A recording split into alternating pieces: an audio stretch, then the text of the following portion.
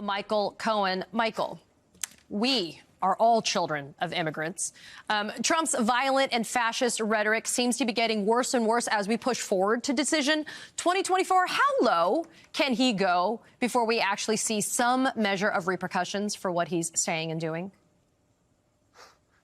There is no depth to which Donald will sink in order to continue to stir up his base. Now, of course, Donald has not read Mein Kampf. Donald doesn't read. I mean, it's not that he didn't want to read it. It's just that unless it's in Cliff Notes or unless somebody read it to him, Donald does not read.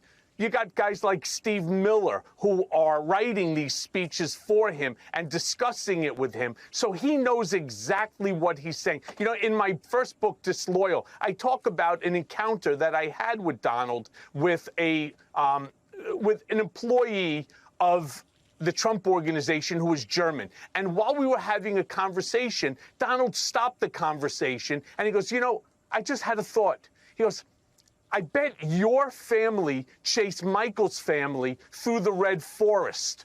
And I looked and I said, hey, boss, you do know my father is a Holocaust survivor. So he goes, yeah, that's why I said it. Donald knows exactly what he's saying. He is playing to the lowest denominator of American that exists in this country, the racist, anti-Semitic animals that exist in that MAGA world. That's who he's playing to, and he will only go lower each and every time that he says something, and he generates more and more conversation, and he becomes front page news. He will then steep and go much lower to the point that even I can't tell you how low he will go.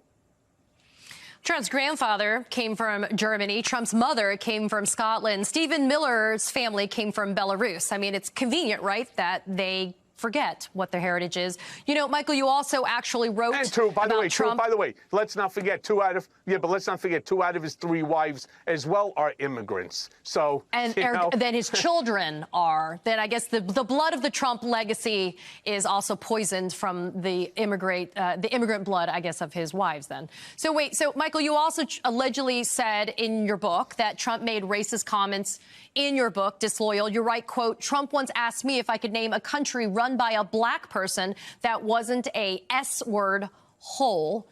Are Trump's public statements now mirroring his private conversations?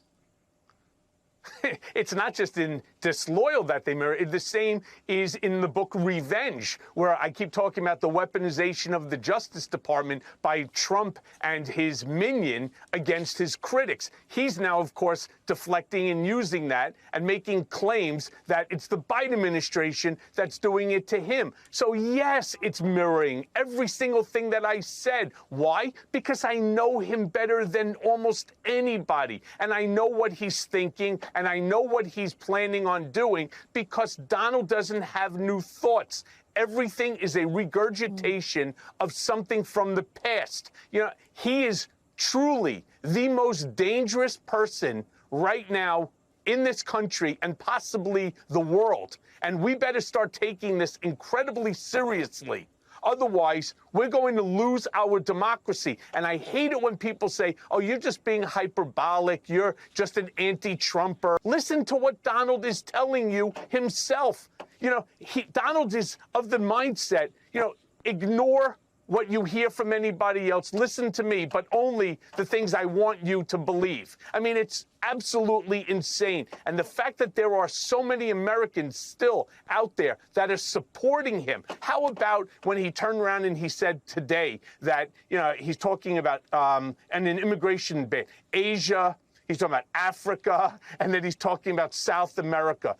Look at the racist undertone that we're talking about here. You're talking about Asians, you're talking about Hispanics, Latinos, and blacks. He doesn't want them in the country. He's going to shut down all of immigration. Why? Well, because as president, he thinks that he can do it. And he will try to do it the same way that he accomplished violating my First Amendment constitutional rights because he didn't like what was going to be coming out about him. I mean, this is who the man is. He is a dictator wannabe.